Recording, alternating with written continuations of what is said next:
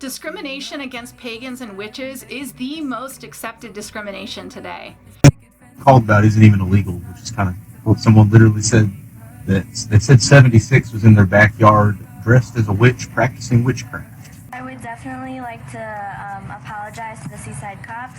Super important thing for pagan business owners in Pennsylvania. Guess who had the cops called on them in, the year of their Lord, 2023, for practicing witchcraft and reading tarot in my shop? It was the police chief himself. Now, I get to go deal with a law that has been on the books since the 1800s. Anyways, lawyered up, let's fucking go. I'm not doing this today. Not my business, not this Virgo.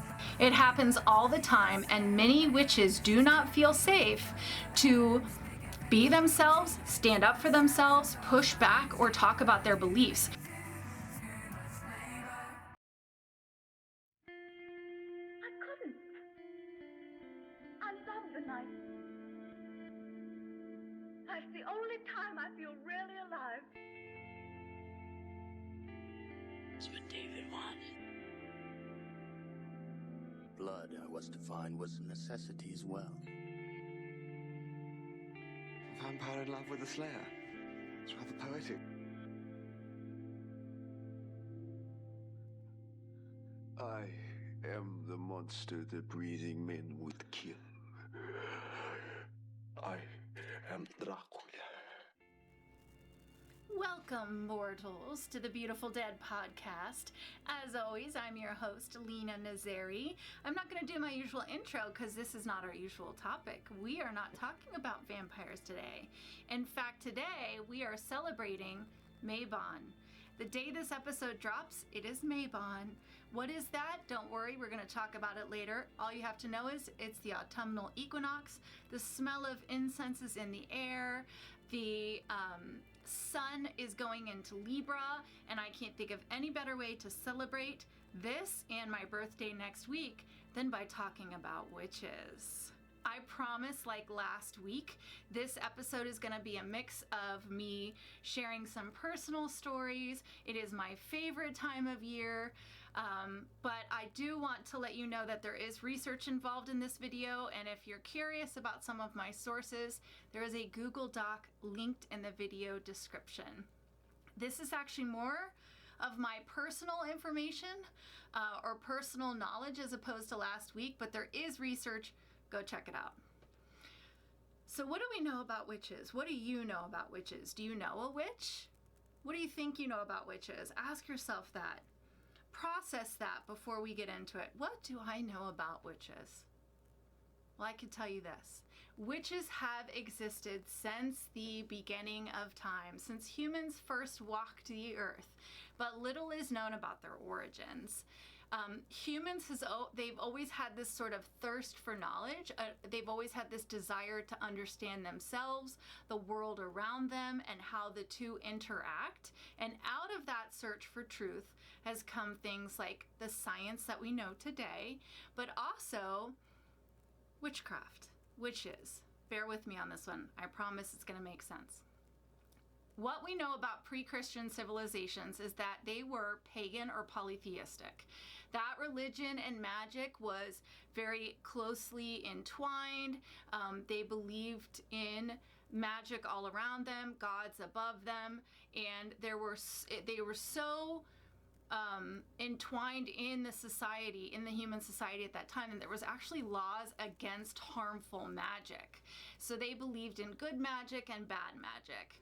Historians, anthropologists think that the idea of witchcraft, bad witchcraft, came from people trying to explain bad luck, misfortune, and tragedies. Now, one of the earliest written accounts of witchcraft actually comes from the Bible. It was King Saul who sought out a witch to help him defeat the Philistine army. Of course, also in the Bible is the phrase, "Thou shalt not suffer a witch to live." So it's clear what the writer of the Holy Book felt about witches. Now, in the first century Roman literature, you can find these witch characters. And what I mean specifically is women who performed rituals of magic with the purpose of hurting others. So that was what they were referring to when they talked about witches. Now, the first Christian emperor of Rome actually introduced laws in the 4th century that bad magic would be harshly punished, but good magic was still allowed. So even in the 4th century, they were still accepting that magic was all around them, that magic was part of their everyday life, and so long as you weren't practicing bad magic, which was outlawed, you could continue to do what you want to do. So let's take a pause here and look at early Christianity. Now, anyone who watched last week and is a Christian is probably not happy with me right now, but we're going to go ahead and keep laying down some truth, some research-based facts here. Early Christianity actually had very similar ideas to paganism. They replaced pagan gods with saints. They still used relics and ritual to work miracles in these rituals that were very similar to magic. Early Christians would actually go to their priests and ask them to work rituals for them. But as it grew, the attachment to magic fell away. So when did it all go terribly wrong? When did we have this big branch off between pagans and monotheists? As we learned last week in the Satanic Panic episode, it's not just one or two things that leads to stuff like this. It's a mix of superstition and rumors and events and the wrong people being put in charge, and of course, books. We all know, like magic, books can be used for good, books can be used for bad. For the sake of time, we're going to jump ahead to the 1400s because we can't go century by century starting with century 1. So we're going to go to the 1400s talking about books. It is 1486, and two men published a book that you can still buy today called the Malleus Maleficarum. The translation, The Hammer of Witches. It was a guide to recognizing, catching, and interrogating witches. This book, combined with the growing influence of the Catholic Church, was the perfect storm for going after women. And yes, I know I said women, not witches. Between 1500 and 1660, roughly 80,000 suspected witches in Europe were executed. Somewhere between 80 and 90% of the executed witches were women, accused of being lust-filled and working with the devil himself. Let me be clear, it was not only men who were making these accusations. Sadly, women would also point fingers at these suspected witches. Women would point fingers at other women saying, "That's a witch, kill her." A lot of times the accusations were leveled at healers, the elderly, those that didn't fit into society's norms, like women who didn't want to get married, people who posed a risk to the current people in power. Even husbands would accuse their own wives of witchcraft. It's important to understand that witches weren't only seen as people who were working magic for the purpose of harming others. More dangerously, they were being accused of being heretical. They were accused of denouncing all things Christian, baptism, salvation, the sacraments, even Christ himself. And that is something that could not be tolerated. So it was more than just, this is a person who's healing with herbs. They were saying, this is a person who is actively turning against Christ himself, and we cannot allow that. It wasn't just Europe. You know, England and Scotland and Ireland were actively trying to hang witches. And that is how it ends up spreading to the New World. May 1647, Elsie Young was the first woman to be accused of witchcraft. She was found guilty and executed in the colonies. So let's think about this. Jamestown is founded in 1607. So they made it 40 years before they killed a woman. I mean, yay. Good job, everyone. You made it 40 years. I don't know what to say. Elsie was just the start of the Hartford witch trials, which were not as famous as another series of trials, but these trials ran from 1647 to 1670, and it killed 11 people. In 1689, an author and minister from Boston named Cotton Mather, put a pin in that name, published a book called Memorable Providences Relating to Witchcraft and Possession. These are not fire titles they had back then. Called Memorable Providences Relating to Witchcraft and Possession. He explained in the book how witchcraft could target good people and children. According to his book, the symptoms of being hexed were neck and back pains, loud random outcrying, not having control over your body, or trying to hurt yourself or others. How scary is it if you were a 40-year-old woman at that time and you had back pain? Oh boy, I wouldn't have said anything. I would have kept my mouth shut. 3 years later, after this book, February 1692, Salem, Massachusetts. Yes, this is where we're headed. 2 young girls, a 9-year-old named Elizabeth and an 11-year-old named Abigail, who were direct family of the local reverend, started having episodes of spasming, contorting, and screaming. It was reported that they would throw things and they would claw at the furniture. They said they were being pinched and poked, but the doctor saw no signs of abuse on their body. Before long, other women would start having the same symptoms. Ultimately, they would blame witches for these ailments. The hysteria would begin.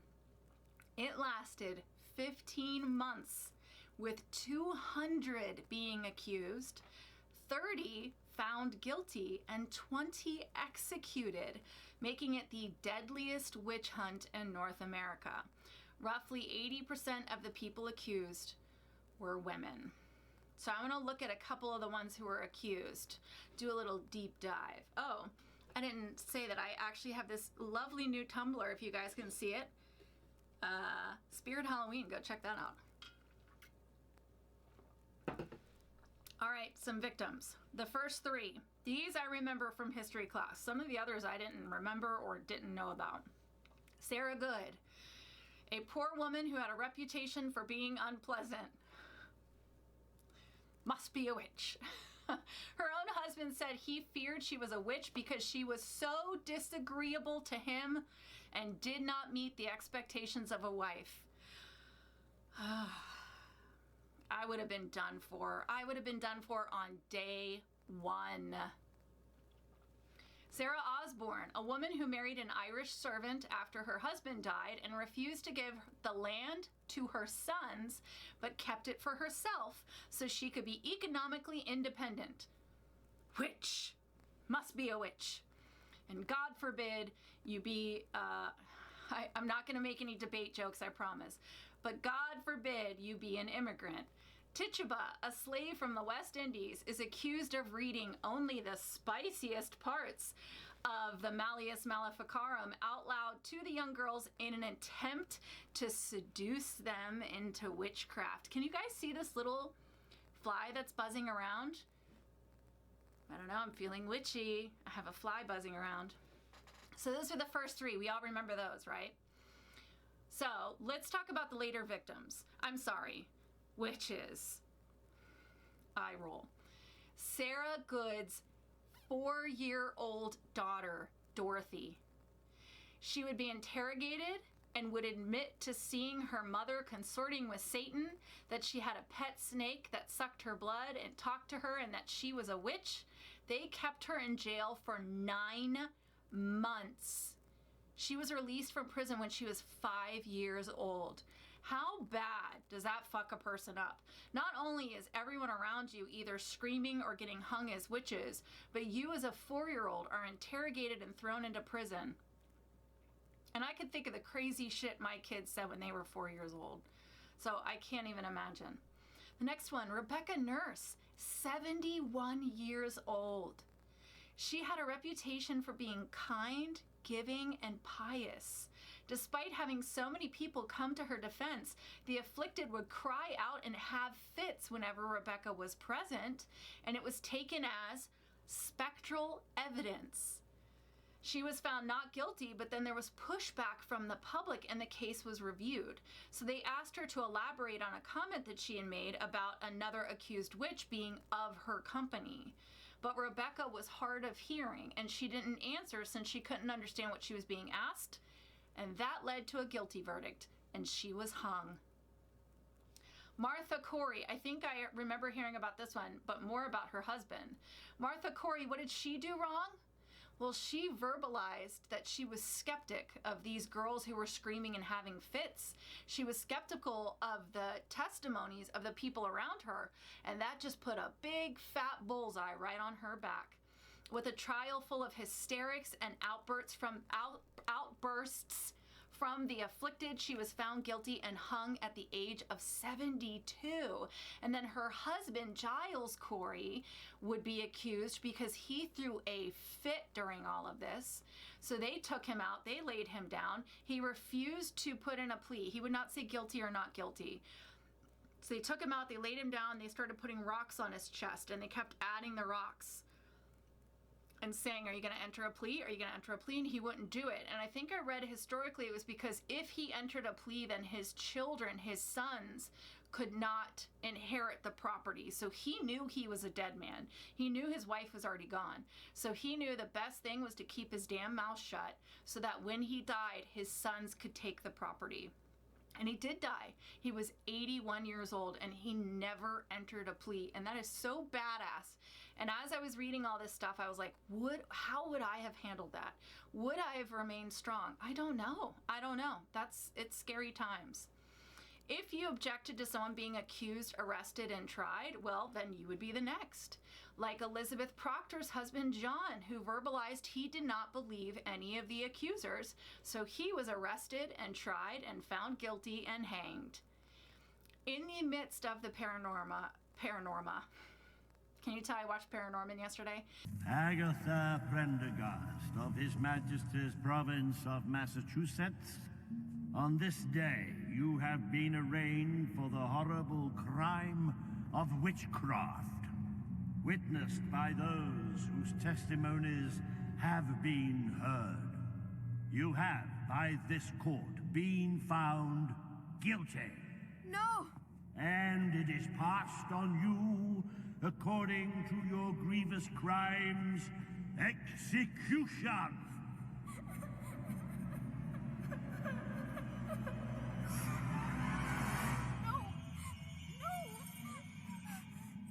Do you have anything to say for yourself?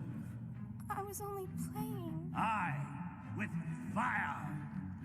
In the midst of the paranoia, and the arresting and the hanging and people dying and screaming, of course, Mr. Cotton Mather, remember that name, the priest and writer? Of course, he had to get involved. One of his congregates was a judge in the trials, so Reverend Mather wrote the judges saying, keep doing what you're doing an awesome job, I love it, it's brilliant, keep going. I'm thinking about this as a writer, and I'm thinking, he probably just knew that I'm just going to write everything that's happening. I'm going to sell so many books, and I cannot wait, and I'm going to get butts in seats at church. It's going to be amazing.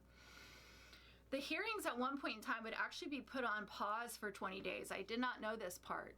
While the judges went for advice to New England's most well-respected ministers and authorities, they all kind of went out and talked through what was happening, and then they all came back together. The collective advice was gathered and written down by none other than Reverend Cotton Mather, and you can read the whole thing. The beginning and the ending of these 8 points kind of contradicted the middle parts. So basically what it said was, you're doing great. Be careful that you don't let this get out of control. You don't believe lies. You don't fall into paranoia. Make sure you don't kill a bunch of good people. Keep up the good work. God is proud of you. So if you go read the whole thing, that is essentially what it said. So then they were like, all right, let's start these trials right back up. We're doing a good thing. Cotton Mather would end up writing his account of the trial. Of course he did. He called it Wonders of the Invisible World. It's a little catchier than his previous titles. I do have to give him that. The last trial was held May 1693, and a lot of people who caught wind of these trials were horrified. One author, Thomas Mal, would write a book 2 years later and said it was better to let 100 witches live than to falsely accuse and execute one innocent person. And guess what he got? He got 12 months in prison for writing that. Freedom of speech, everybody. Descendants of the victims would work to have those accused and executed exonerated and restore their good names. And it wasn't until 2001 when it officially happened. There was a passing of an act to name every person who was executed in the Salem witch trials was innocent. I have heard so many theories about what happened. I think we all have. And next year I'm going to go to Salem. What caused those girls to have fits? So I've heard fungal infection. I've heard toxins in the flour. I've heard sleep paralysis, bird flu. I think it was a bunch of bored, bratty girls who wanted attention, and then a village full of people who had grudges to settle. That's what I think. I would have to dig down into more of the evidence as far as like a medical professional to see if I could understand what they're trying to say about the flour, but I just have a hard time believing that it was an outside agent introduced into the body that was causing fits and hallucinations, and then it spread, and the way that I have a hard time believing that. So that's my personal opinion. You can take that to the bank. I don't care. That's what I think. The last sanctioned execution of a witch was in Scotland in 1727. Her name was Janet Horne. She was accused by her neighbor and found guilty. She had her clothes removed, was covered in tar, marched through the town, and lit on fire. That was 1727. So what has happened to witches from now until then? What have they been up to? Well, I can't find much about witches from 1700s to the early 1900s. Well, gosh, I wonder why.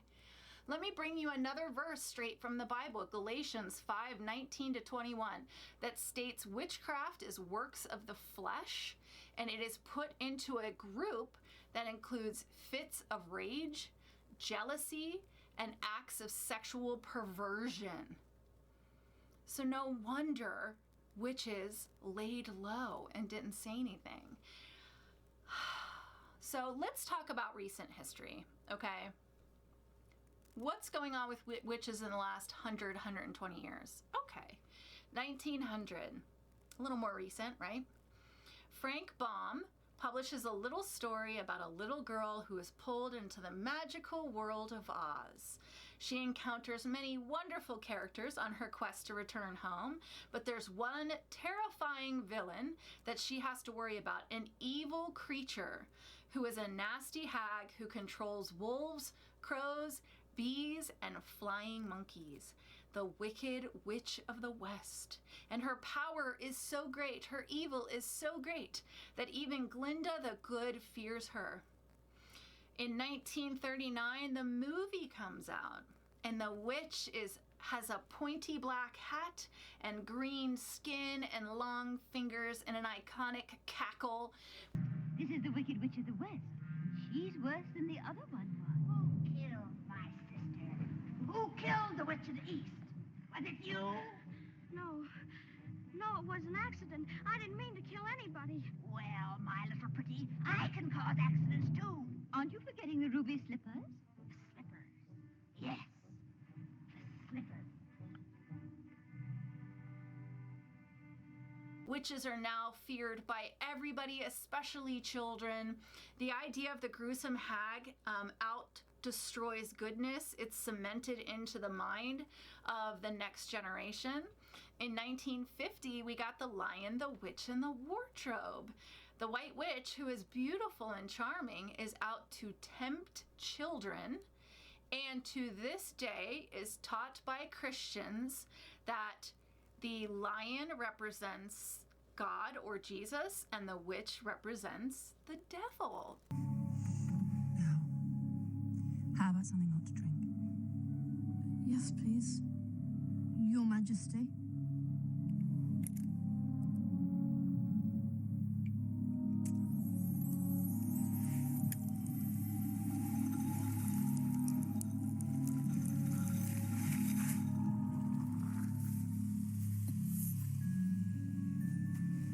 Drink fire. How did you do that? I can make anything you like. Turkish delight?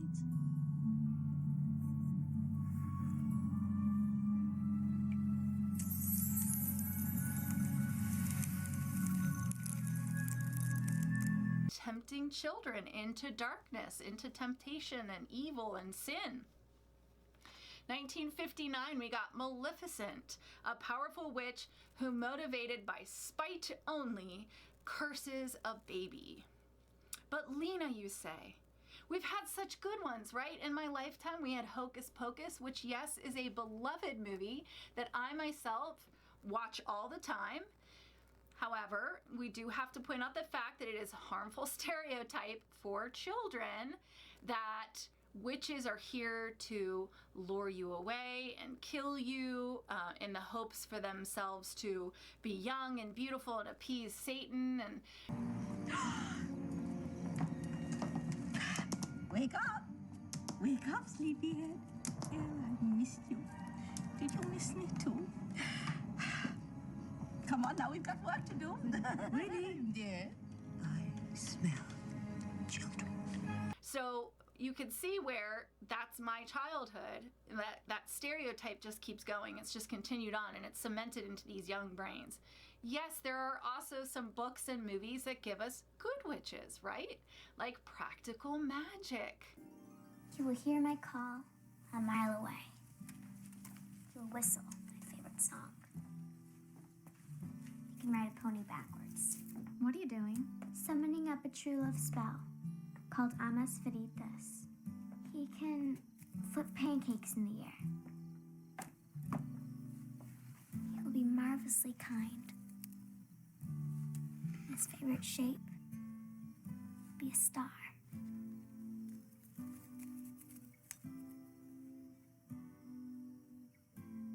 And he'll have one green eye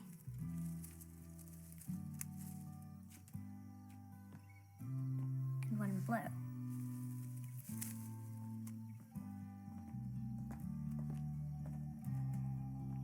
Thought you never wanted to fall in love. That's the point. The guy I dreamed up doesn't exist. And if he doesn't exist, I'll never die of a broken heart. Or we had the fun ones like Teen Witch. And you're right. But I just want to talk about reality and the really dangerous stuff. How about in 2005, there was an 8-year-old in England who was abused by her family because they believed that she was a witch. They beat her, cut her, and rubbed red chili into her eyes to rid her of the devil. In 2009, a young girl in Papua New Guinea was found guilty and burned alive for the accusation of being a witch who infected men with HIV and AIDS. In 2021, 2 men in South Africa found a frightened woman in their front yard. They recorded her and themselves screaming at her, accusing her of being a witch before they set her on fire. It was revealed later that this woman was 59 years old and had dementia. She likely did not know where she was or how she got there. In India, a woman who owns land are sometimes still accused of being witches, then killed by fire so their neighbors can take their land. But Lena, these are uneducated areas, right? Areas with vast cultural differences. The BBC reports from 2013 to 2014, the cases of abuse related to faith doubled from 23 to 46. Cases where crimes are committed against someone that they believe is evil or possessed or a witch. Doubled. Just 10 years ago. So where is it now? I don't know. I stopped digging. National Geographic explains that roughly 1/5 of America's National Geographic explains that roughly 1/5 of Americans believe in witches, despite paganism being the 6th largest religion in the world. Witches are still often afraid to be open about their practices or their beliefs. Do you know it wasn't until 1985 that Wicca was recognized federally as a religion? 1985. Wiccanism, paganism, are real, valid belief systems. So what is it? What are real witches like? Well, this is a big topic, and I encourage you to do your own research. I have some amazing books that I will link in the video description that I myself have read. There's usually covens or groups in major cities that will talk to you. You can visit them yourselves if you think this is the path for you, or you just want to learn about Wicca from Wiccans. But very quickly and simply, I just want to describe it to you. So first you need to understand, Wiccans are pagans, but not all pagans are Wiccans. Make sense? There are many types of Wiccans. So you have to think of Wicca like a tree, and the branches of the tree are the different types of Wiccanism. So there's different types. I'm gonna be real with you and say something that I don't easily share because of past experiences. I am a witch. I am a witch who loves vampires.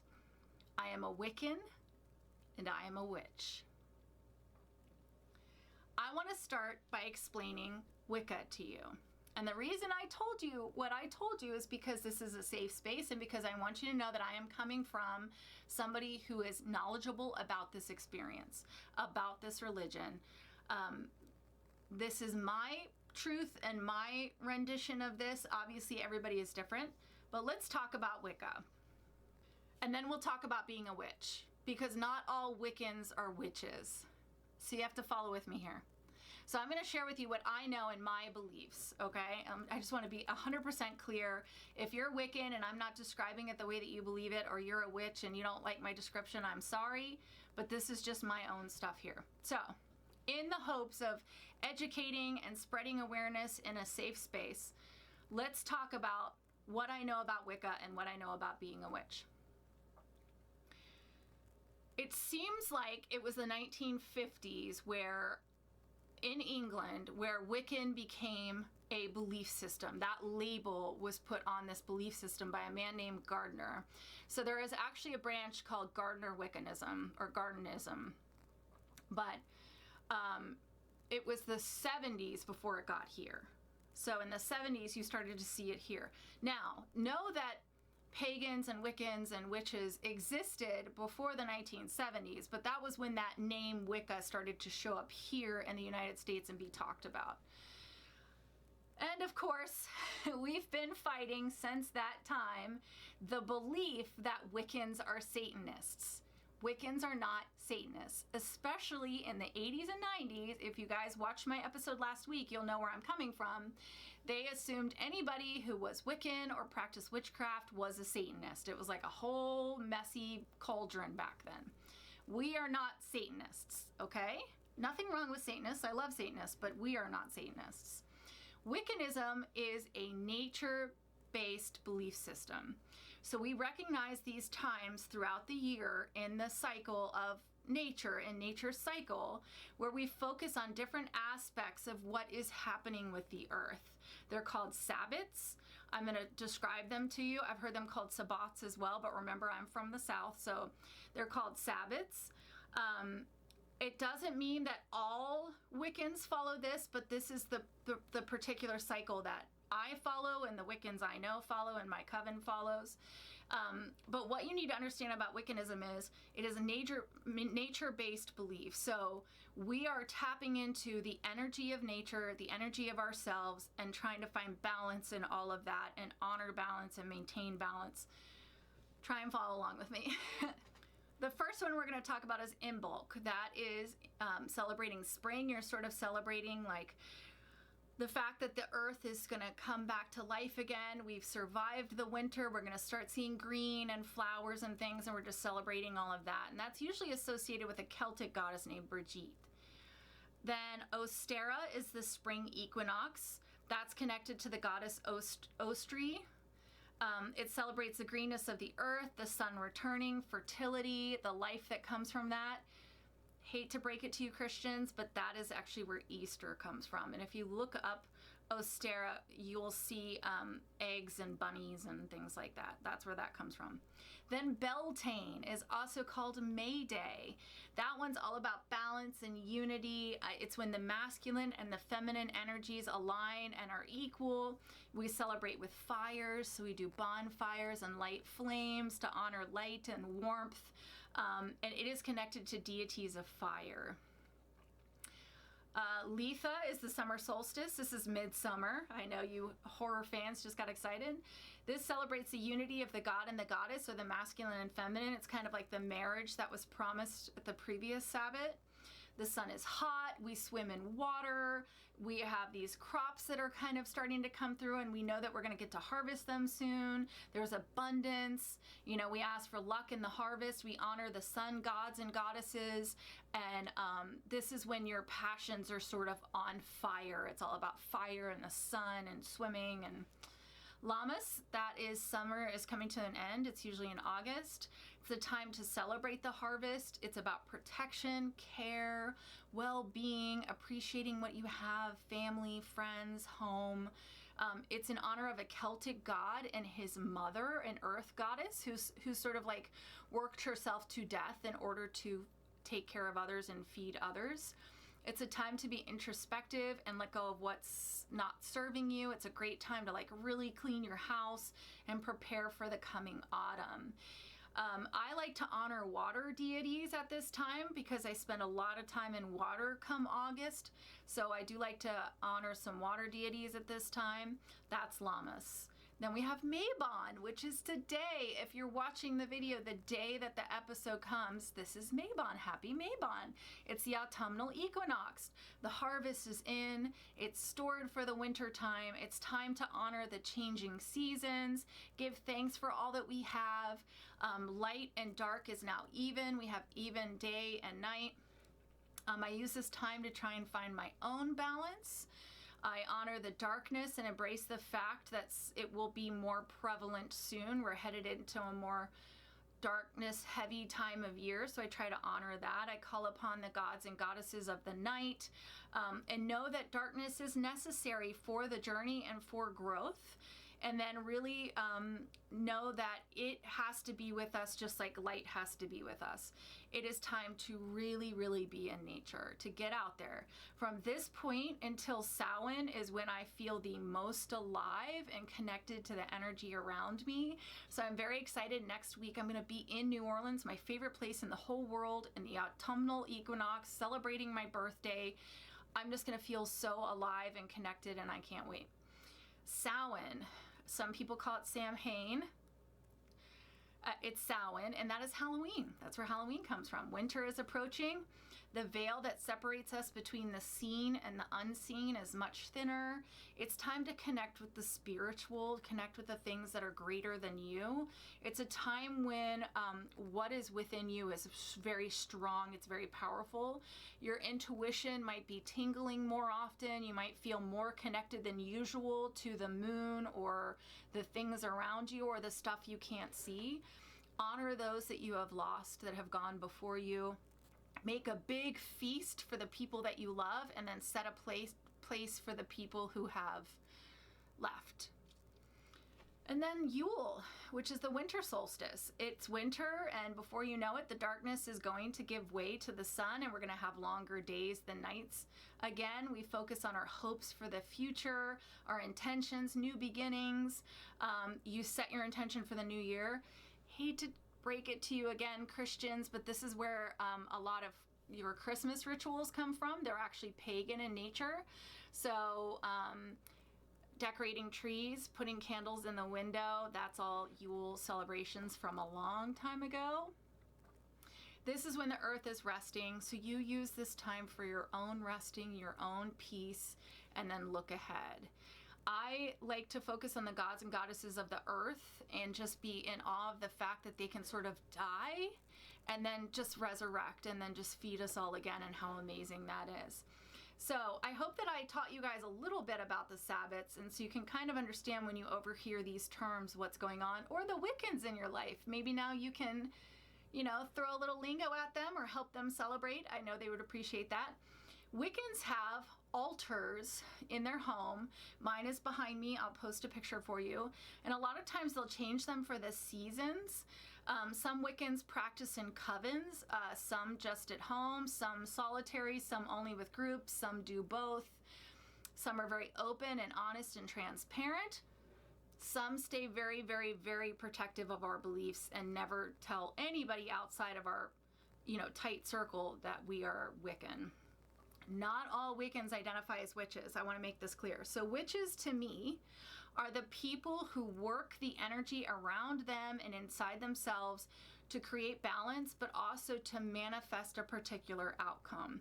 This is usually done with some kind of ritual, and that can be done either solitarily or with a group. I know kitchen witches that work with herbs and food. I know forest witches who only go out and do their work out in nature. I know witches who work heavily with cards, with crystals, with art, with runes. It's entirely what that witch feels connected to. So what does this have to do with vampires? I'm so glad you asked. Come next week, I'm going to talk to Mark Wisnowski. He's a friend of mine who is the professor for the vampire class at the University of Pittsburgh. And we have a very nice, college level vampire class for you guys. And one of the things you're going to hear about is the way that vampires have been treated. These crazy vampire hysterias where there's persecution and exhumation and desecration of corpses and desecrations of families, all in the name of ridding the town of vampires. Any negative event, disease, violence, theft, pestilence, it's all blamed on vampires. Eerily similar to what happened to witches and continues to happen to witches. Am I right? And I know you like to say that's ancient history. However, ask a living vampire today what it feels like to live their authentic lives and be themselves out in public. How are they received? How are they perceived? How often do they hide themselves away or worry about talking to a new person about themselves? Vampires, witches feel exactly the same way. We are in this together. I promise you, we are brothers and sisters and they, thems, all together, still suffering from the same persecutions and the same feelings. It's a very misunderstood practice. I would like to share with you now a Ring doorbell footage video that I just saw on TikTok. About isn't even illegal, which is kind of well, someone literally said that they said 76 was in their backyard dressed as a witch practicing witchcraft. Well, I can't say my wife wasn't out there doing that. She was out here. There's nothing illegal about it. She had a baby pass away recently. Well, not recently. It's been a few years, but something she's done every year she does it. I could kind of see the stuff here, and I wasn't I wasn't trying to. None of it's illegal. She did it right in this little thing. We did our little fire pit in the backyard. Yeah, it's not big, That's what I was gonna say. There's nothing illegal. Yeah, she did have her little hat on, so she's pagan. Yeah, you know what I mean. Yeah, that's kind of what I was imagining. Yeah, I've known people in my life that were pagan, and it's one of those things. A pagan who's coping with an infant loss in her way has the cops called on her. Could you imagine if I called the cops on my neighbors who were playing praise and worship songs, or I went to a local parade and I saw a prayer circle, so I called the cops on them? Could you imagine that today? Today's Christians are still warned to stay away from witches, stay away from witchcraft. They're told by their leaders that witchcraft is idolatry and opens gateways to demonic influence as you seek power and knowledge outside of the Christian God. And according to Christians, those practicing witchcraft are under the influence of the spirit of witchcraft, that they're being manipulated to turn their back on God so the devil can have their souls and they can be damned. Discrimination against pagans and witches is the most accepted discrimination today. It happens all the time, and many witches do not feel safe to be themselves, stand up for themselves, push back, or talk about their beliefs. I have been told in my professional career that I need to find Jesus. I've been told I have to keep my beliefs out of the workplace, even when my fellow nurses will pray at patients' bedside. I've been in bedside shift report, where the nurse says to the patient, Jesus loves you and I'm going to be praying for you. I've had them praying at state. That's fine, but then why am I not allowed to do the same thing? Why am I not allowed to share my beliefs, but you get to wear a cross and you get to talk about how the Bible is your favorite book and you live for the Lord? And I don't understand why I'm told I can't wear a pentacle by people who are wearing crosses. And when I talked to HR, I was told it's not worth fighting because there's no way to prove it and it's not going to turn out well for me. I've told people that I thought were safe the truth and had it backfire and had them stab me in the back. I've had them just never speak to me again. You know what I found interesting in my research? The Smithsonian Magazine looked at what it means to be a witch today. And they pointed out two things, which I thought was very interesting. One of them was the interest in witchcraft rises in times when there is great unrest felt in the country, which tells me that when humans are pushed around by organizations that are in place, the systems in power, the expectations laid out before them, that they start to return back to the energies around them, nature, the thing that our ancestors knew was the most aligned with our existence.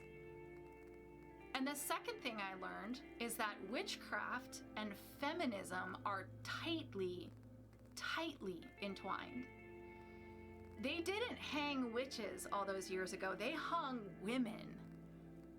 They weren't killing witches. They were killing women. I want to end with this amazing quote. It's from Pam Grossman, author and host of The Witch Wave. She said, "Show me your witches and I'll show you your views on women." Think about that. Tell me what you think about witches, and that tells me what you think about women. I hope that this video has shed some light on our history. I hope it's taught you something about Wiccans and witches, and that you take away some things, either that you thought you knew but didn't know correctly, or you've learned some new things. I hope it's made you think and reevaluate. If you're a witch and you've been made to feel somehow wrong, I'm sorry. Please go find a coven around you. Please go find witches around you so that you're less alone. Because witches, we're in this together. And big finish. Thank you.